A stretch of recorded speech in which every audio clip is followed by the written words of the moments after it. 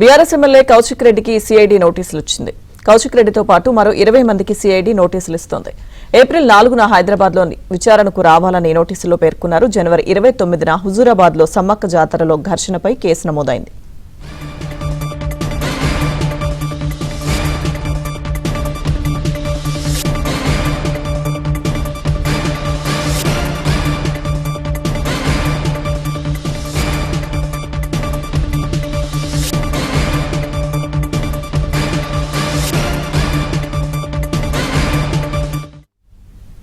అటు Huzurabad police station కు కౌశిక్ రెడ్డి అనుచరులను పిలుస్తున్నారు. జాతర సమయంలో కౌశిక్ రెడ్డితో పాటు ఆందోళనలో పాల్గొన్న 20 మందికి పోలీస్ స్టేషన్లో సిఐడి నోటీసులు ఇస్తోంది.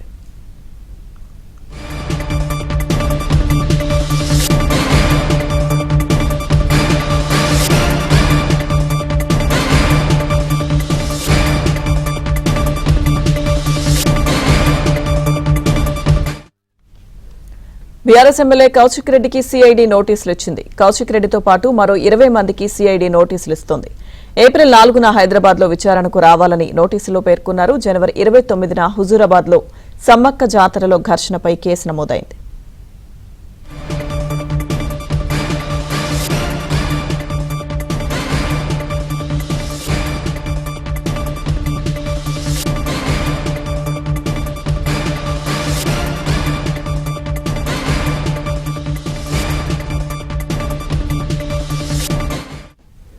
అటు హుజూరాబాద్ పోలీస్ స్టేషన్ కు కౌశిక్ రెడ్డి అనుచరులను పిలుస్తున్నారు. జాతర సమయంలో కౌశిక్ రెడ్డితో పాటు ఆందోళనలో పాల్గొన్న 20 మందికి పోలీస్ స్టేషన్ లో సిఐడి నోటీసులు ఇస్తుంది.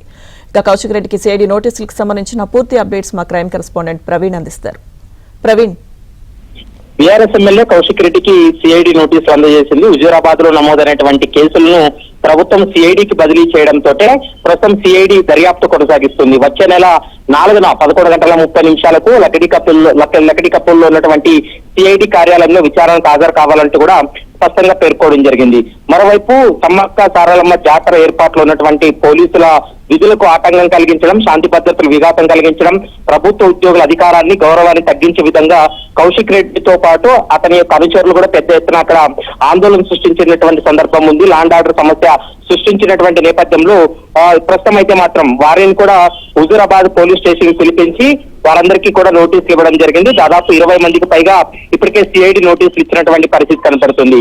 మరోవైపు కరీంనగర్ సిపి పైన అవమానకర రీతిలో అభ్యంతరకరమైనటువంటి వ్యాఖ్యలు చేయడంతో పెద్ద ఎత్తున ఐఏఎస్ ఐపీఎస్ ఆఫీసర్లు కూడా నిరసన చెప్పినటువంటి సందర్భం ఉంది. దీంతో కౌశిక్ రెడ్డి కూడా క్షమాపణ చెప్పినటువంటి పరిస్థితి ఉంది. ఇప్పటికే హుజూరాబాద్ లో నమోదైనటువంటి కేసును సిఐడికి బదిలీ చేయడంతో ఈ కేసును సిఐడి విచారణ కొనసాగిస్తుంది. 4వ తారీఖున వ్యక్తిగతంగా విచారణకు హాజరు కావాలంటూ కూడా ఆ నోటీసులు కూడా స్పష్టంగా పేర్కొన్నారు. కౌశిక్ రెడ్డితో పాటు అక్కడ ఉన్నటువంటి మిగిలినటువంటి అనుచరులు, ల్యాండ్ ఆర్డర్ సమస్య సృష్టించినటువంటి వారందరిపై కూడా కేసులు అయ్యాయి కాబట్టి వారందరికీ కూడా ప్రస్తుతం సిఐడి కూడా నోటీసులు ఇచ్చినటువంటి పరిస్థితి అయితే స్పష్టంగా కనిపిస్తుంది.